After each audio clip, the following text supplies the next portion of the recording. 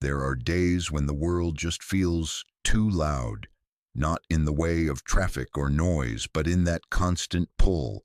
Messages flying at you, expectations tightening around your chest like invisible cords. Everyone's got something to say, some perfect version of life to sell, and if you're not keeping up, it feels like you're falling behind. I don't think I ever realized how much that noise was getting to me until I caught myself staring blankly at my phone screen one night, scrolling through people's highlight reels with this dull ache in my chest. It wasn't jealousy. It wasn't even comparison in the usual sense. It was something emptier than that, like I'd forgotten what my own life was supposed to feel like. I think that's the thing we don't talk about enough, that deep inner emptiness so many of us carry, not because we have nothing, but because we've lost connection with something real inside ourselves. And instead of slowing down to figure out what that is, we just keep reaching outward, hoping something, anything, will fill the space. Social media, news, shopping, busy schedules, even relationships sometimes. They're all ways we try to distract ourselves from the silence we're afraid to sit with. What hit me hardest was realizing that the anxiety I'd been living with for years wasn't just about deadlines or future plans or even the state of the world. It was coming from a deeper place, this gnawing sense that I was moving through life on autopilot. Smiling when I didn't want to, saying yes when I meant no, choosing paths not because they lit something up inside me, but because they were expected, safe, impressive, acceptable. And slowly that disconnect grew. It wasn't dramatic, not at first, just a subtle erosion, like a tide pulling away parts of me I didn't even realize were missing until I stood in front of the mirror one day and thought, who is this person? That question shook me. I remember sitting at the kitchen table, hands wrapped around a cup of tea gone cold, and breathing, for once, not trying to figure it all out. Just letting the weight of that question sink in, and something cracked open, not in a painful way, more like the way light filters through blinds in the early morning, gentle but undeniable. I started to notice the moments I felt most anxious were also the moments I felt most distant from myself. It wasn't just about external stress.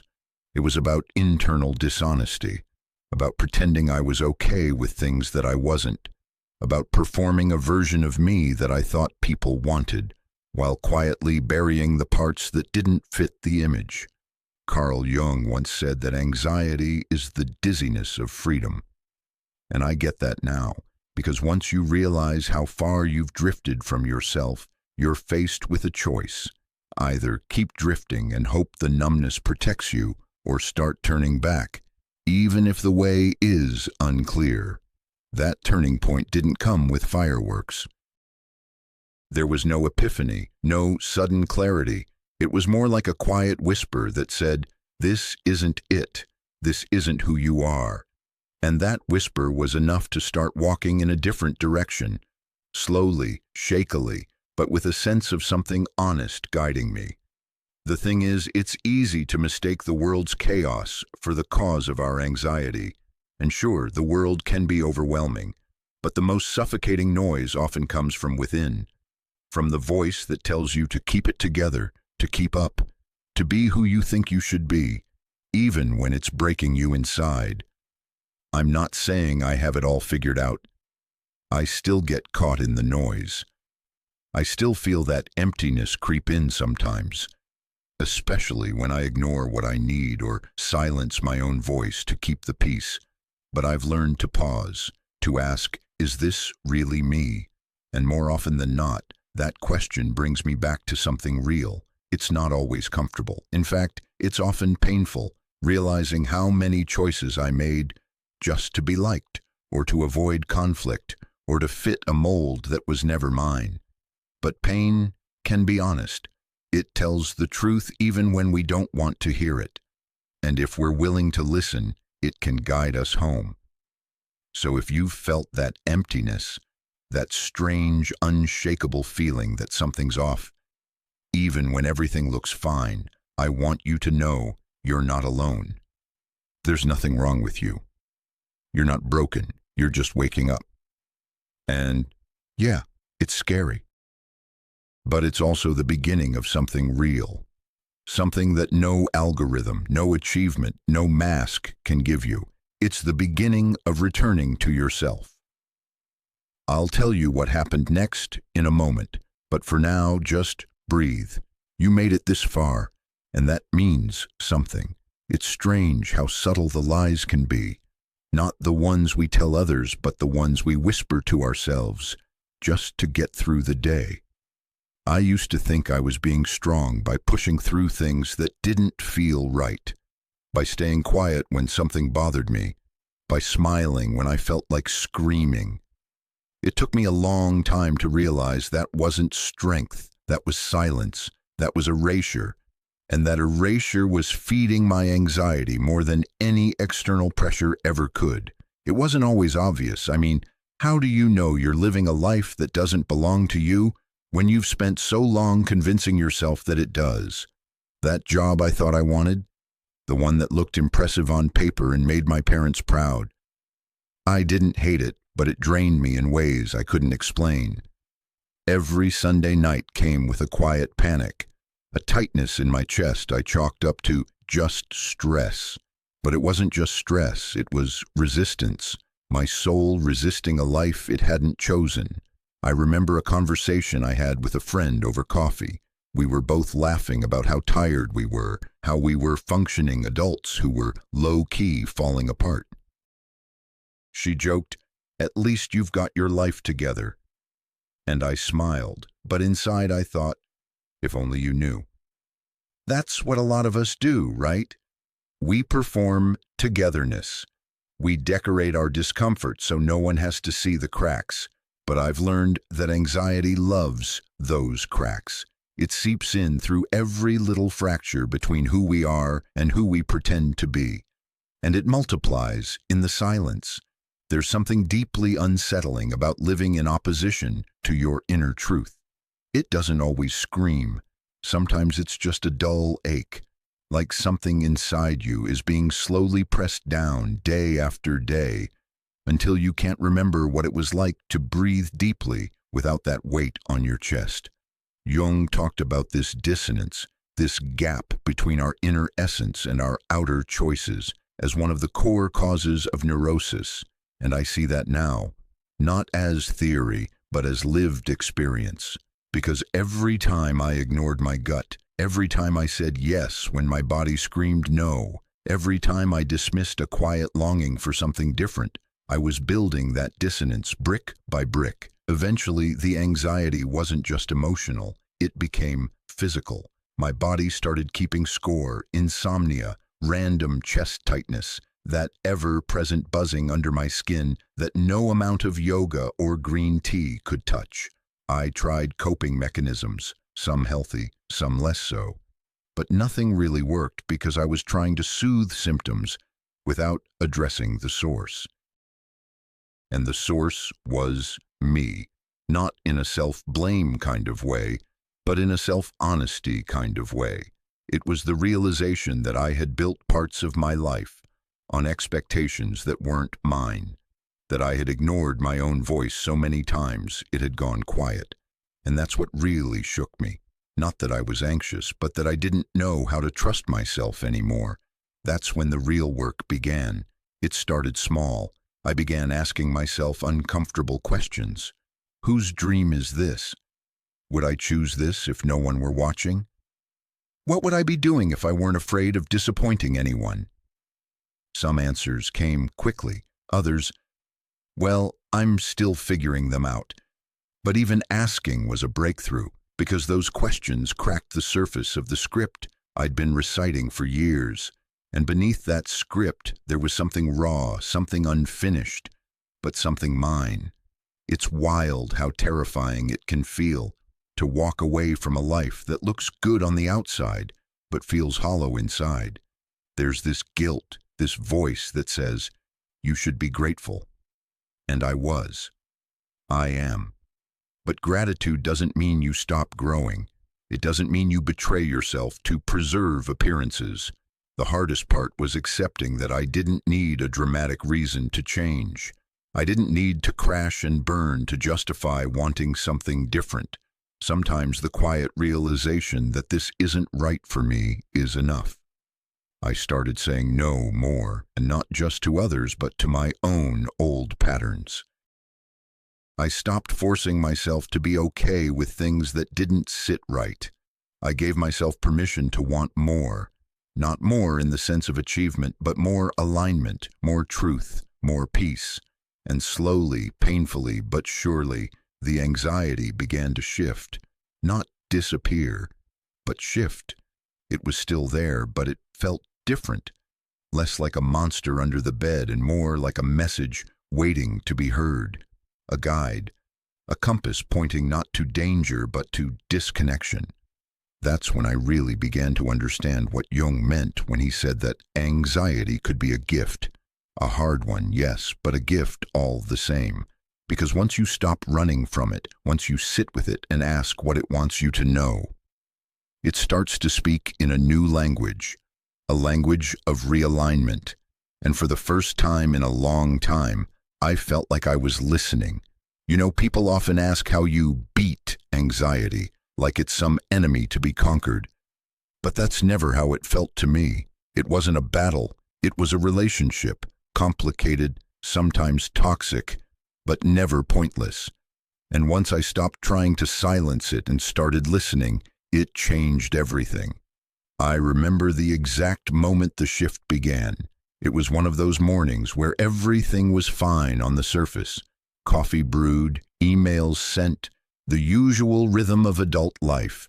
But inside, I felt hollow, like I was just moving through someone else's choreography. The dissonance had become unbearable. Instead of distracting myself or pushing through, I did something different. I sat down, closed my laptop, and asked out loud, "What are you trying to tell me?" It felt strange at first, talking to something invisible, like I was making up a character. But the stillness that followed was unlike anything I'd felt in months. It was as if, finally, the part of me that had been screaming into a void was given a seat at the table.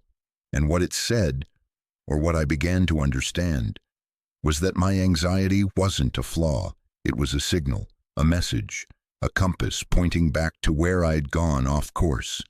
Jung said that symptoms are a voice of the soul, trying to be heard when we're not paying attention.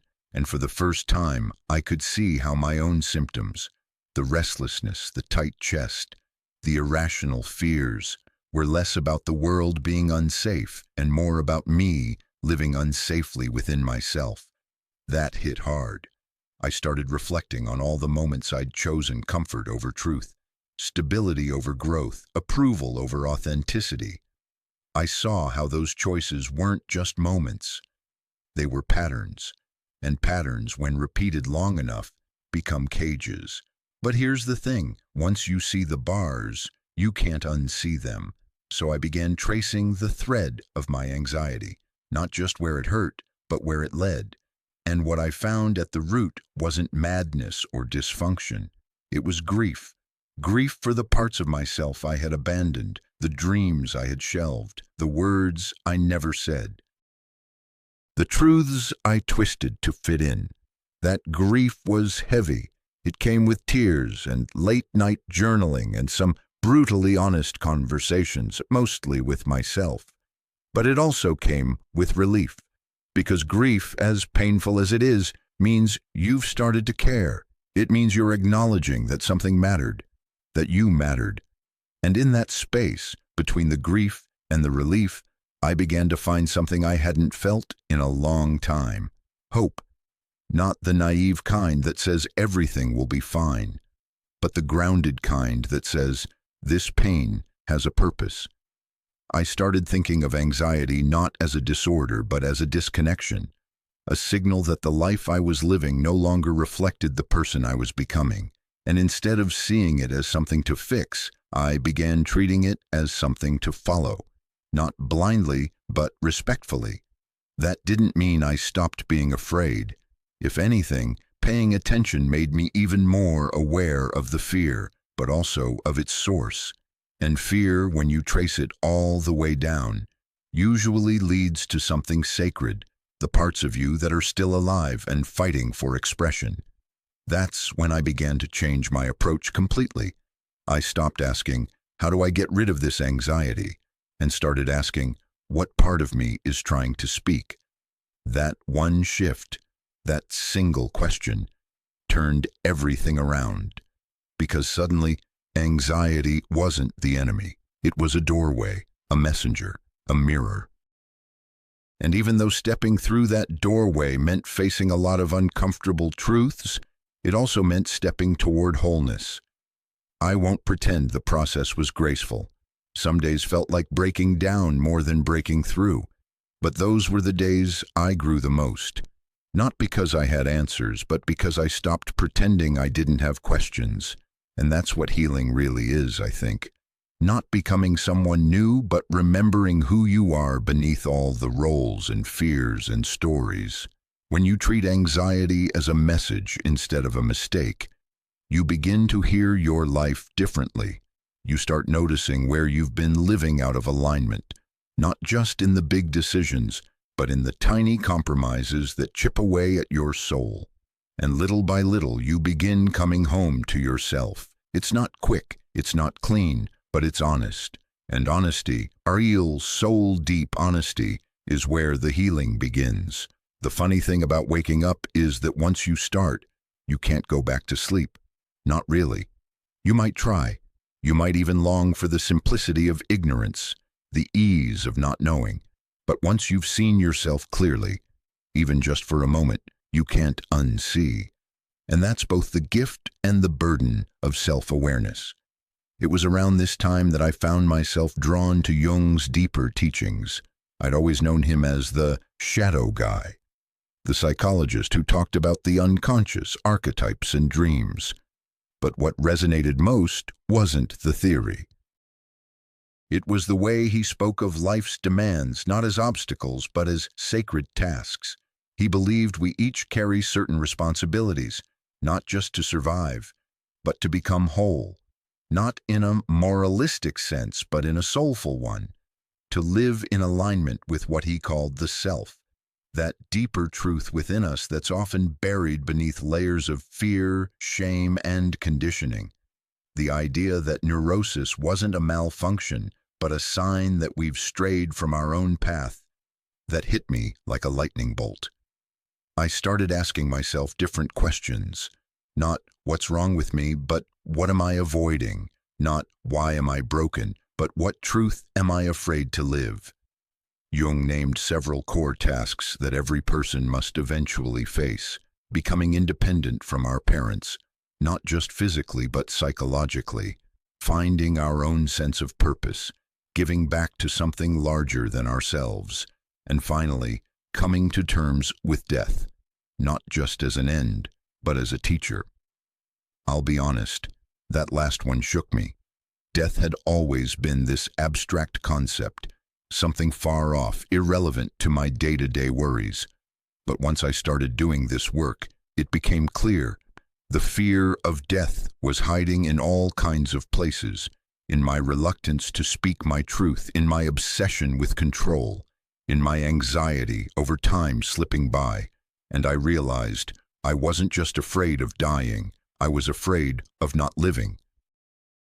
That fear showed up in the smallest things. Hesitating to send that message, not signing up for the class I'd been curious about, staying in conversations that drained me because I didn't want to disappoint anyone. It was a kind of slow, quiet death, the death of possibility. Jung believed that when we resist these core tasks, when we cling to comfort or conformity, life doesn't punish us, it reflects us. It shows us through symptoms and struggles where we've stopped growing. And for me, anxiety was that mirror. It wasn't punishing me, it was showing me where I had become too small for my own soul. I started thinking of these tasks not as pressure, but as invitations, not you have to grow, but you get to. And that small reframe changed everything, because suddenly anxiety wasn't just a problem to fix. It was a map, a compass pointing toward the work I needed to do, the conversations I needed to have, the risks I needed to take, the parts of myself I needed to reclaim. It didn't make the fear go away, but it gave the fear context. And with context comes courage. One of the hardest but most liberating moments came when I finally acknowledged how much of my identity had been shaped by other people's expectations, the way I presented myself, the way I measured success, even the way I loved. It was like peeling off layers of clothing I didn't realize I was wearing. Some of it had been with me so long it felt like skin. But underneath, raw, real, unsure, there I was. And maybe for the first time in my life, I didn't feel like I had to apologize for it. There's a kind of peace that comes from no longer needing to justify who you are. It's not arrogance, it's relief. The relief of no longer fighting yourself. Jung wrote that we don't become enlightened by imagining light, but by making the darkness conscious. And that's what these tasks really are. Ways to walk into our own darkness, not to be swallowed by it, but to integrate it, to learn from it, to carry it with wisdom instead of fear. Somewhere along the way, I stopped asking how to get back to normal. I realized that normal was never the goal. Wholeness was.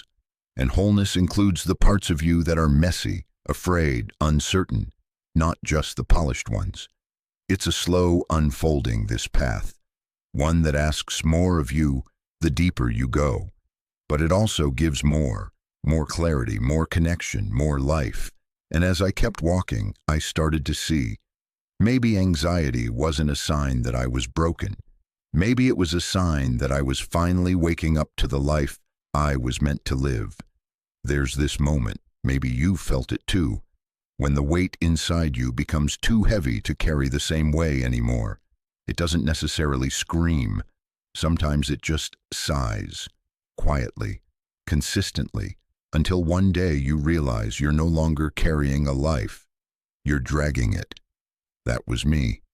And it took a toll, not just emotionally, but physically. My body became a reflection of everything I hadn't dealt with. The tension in my shoulders, the fatigue I couldn't shake, the shallow breath I didn't notice until it caught. I used to think it was just stress, but now I know it was resistance, the kind you feel when you live out of alignment with your truth. It's like trying to walk upstream every single day and wondering why you're so tired all the time.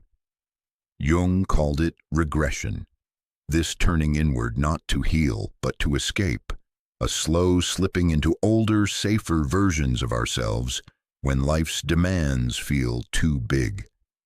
I began to see how I'd done exactly that, not out of weakness but out of survival. When I couldn't face the truth, I avoided it. When I didn't know how to change, I numbed. I distracted myself with tasks, overthinking, endless content. I filled every moment to avoid the silence, because in the silence I could hear the truth. And the truth scared me. I wasn't living my life, I was managing it. And the cost? Constant anxiety, compulsions, this gnawing sense that time was passing and I wasn't really in it, that something essential was slipping through my fingers. Jung saw this kind of regression as the root of neurosis, when we abandon the path of growth and retreat into outdated ways of coping. And suddenly my symptoms made sense. The looped thoughts, the irrational fears, the craving for control. They were all signs that my psyche was trying to protect itself from a life it no longer knew how to live. It was painful to admit, but also freeing, because once you name a pattern, you loosen its grip. I started noticing when I'd retreat, when I'd go silent instead of speaking up, when I'd fall back into perfectionism instead of allowing myself to be real, when I'd bury myself in distractions rather than face the stillness. And each time I tried something different, not drastic, just honest. Instead of numbing, I'd journal. Instead of overthinking, I'd walk. Instead of isolating, I'd reach out. Not to be fixed, just to be heard. These small acts became a kind of reclaiming, not of control, but of presence, of life. But it wasn't easy. Regression has a seductive pull. It offers safety, familiarity, the illusion of comfort. Growth, on the other hand, is uncomfortable by design. It asks you to choose truth over ease, presence over protection. And sometimes I failed. I'd fall back into old patterns and feel ashamed. But here's what I've learned. The shame only deepens the cycle. What breaks it is compassion. Compassion doesn't excuse the pattern. It understands it. And in that understanding, it creates space for something new. There was a moment, I remember it clearly, where I looked in the mirror and saw how tired I looked.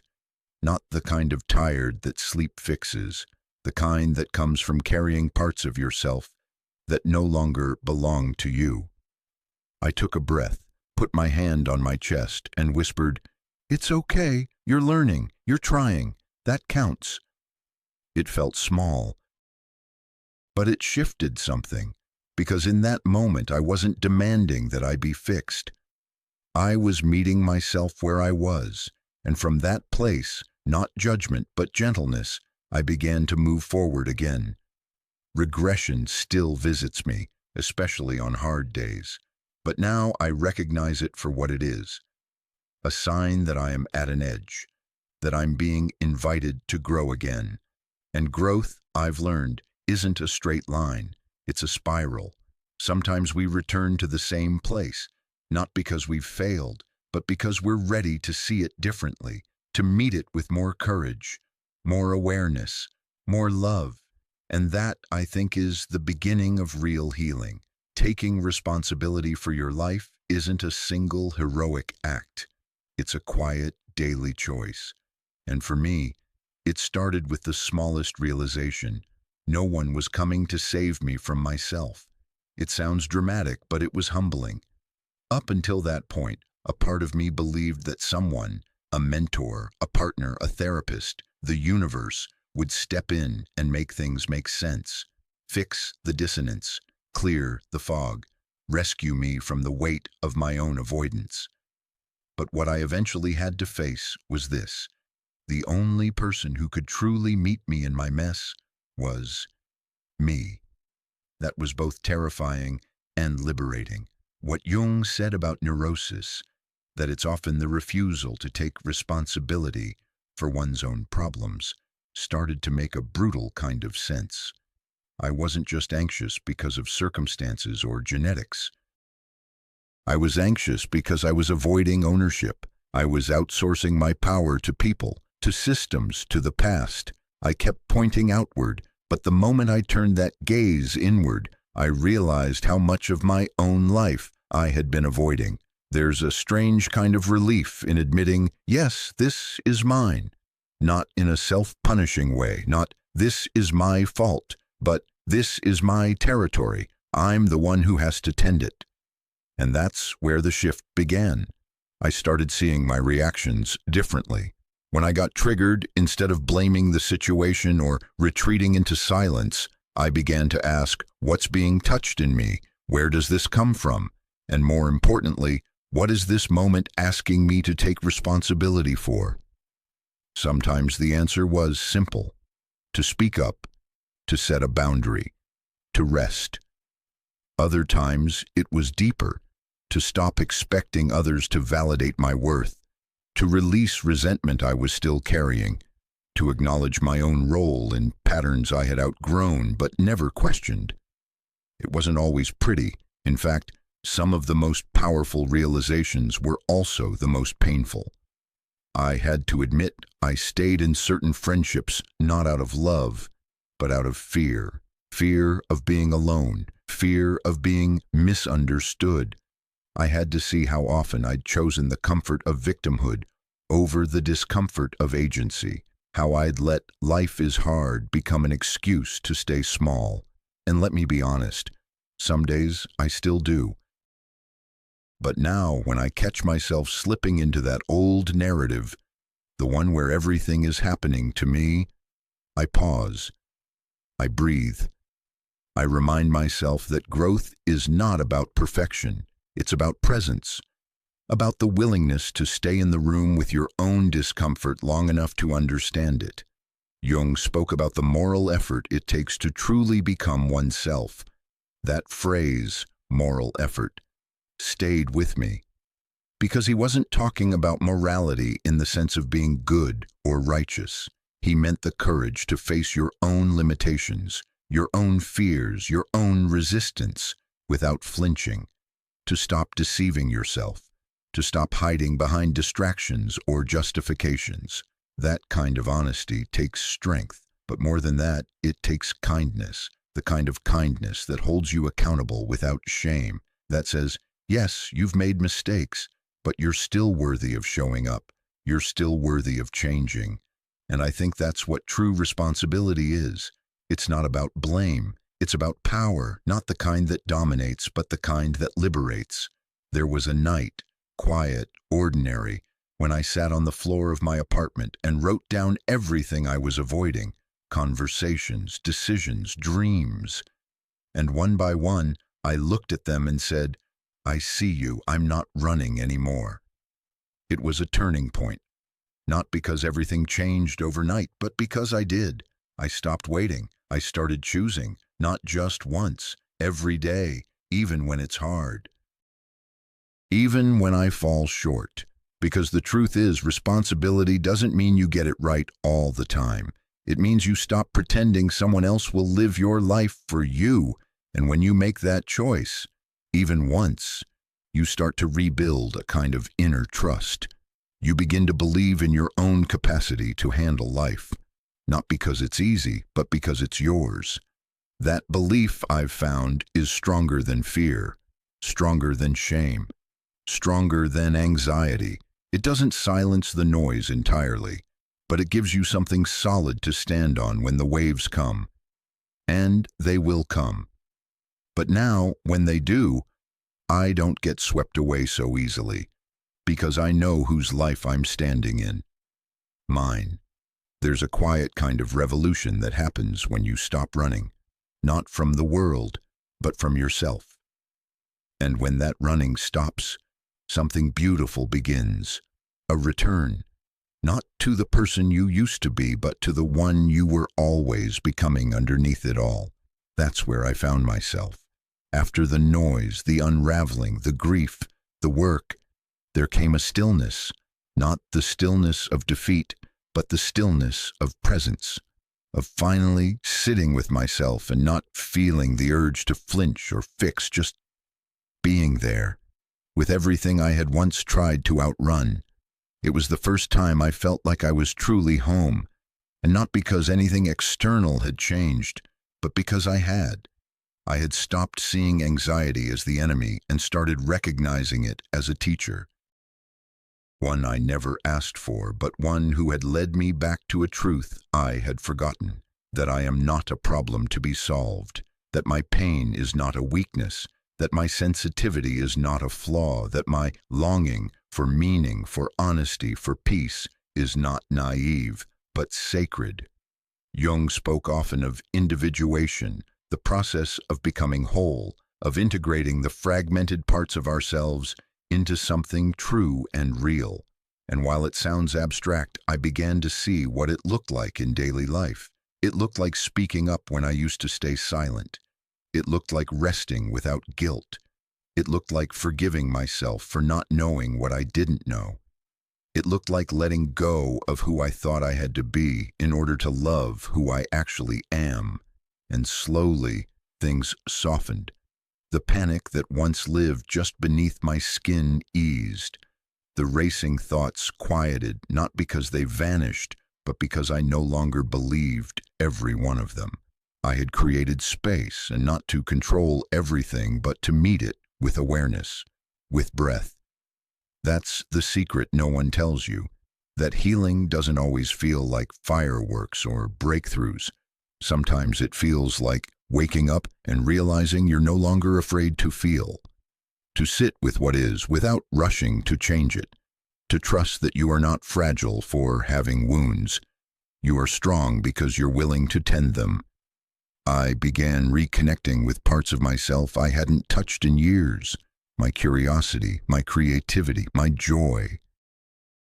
Not in grand gestures, but in small moments, a walk without headphones, laughter that caught me off guard, the quiet pleasure of doing something just because it made my heart feel full. And that's when I understood what Jung meant by shadow integration. Not that you vanquish your darkness, but that you turn toward it, hand extended, and say, I see you. You belong too. There's a kind of freedom that comes from no longer being at war with yourself. And in that freedom, something else awakens. Compassion, not just for yourself, but for others, for the people still stuck in loops, for the ones numbing their pain because they don't know another way, for the ones performing strength because they've never been taught it's okay to fall apart. You begin to realize that behind every mask is a story, behind every defense is a wound, and behind every difficult person is a person who has been hurt. This doesn't make everything easier, but it makes it more human, more connected, more real. And maybe that's the real healing, not escaping the mess, but loving through it, not fixing everything, but choosing to stay awake, even when it hurts, especially when it hurts. So if you've walked this path, or are still walking it, I just want to say, I see you. I honor the work you're doing, even when no one claps for it, especially then. Because the most powerful transformations happen in the dark, away from applause. They happen in quiet acts of truth, in brave acts of honesty, in showing up. And maybe, just maybe, the anxiety you carry isn't a curse. Maybe it's a call, not to fight harder, but to soften, not to push more, but to listen, to feel, to return to yourself.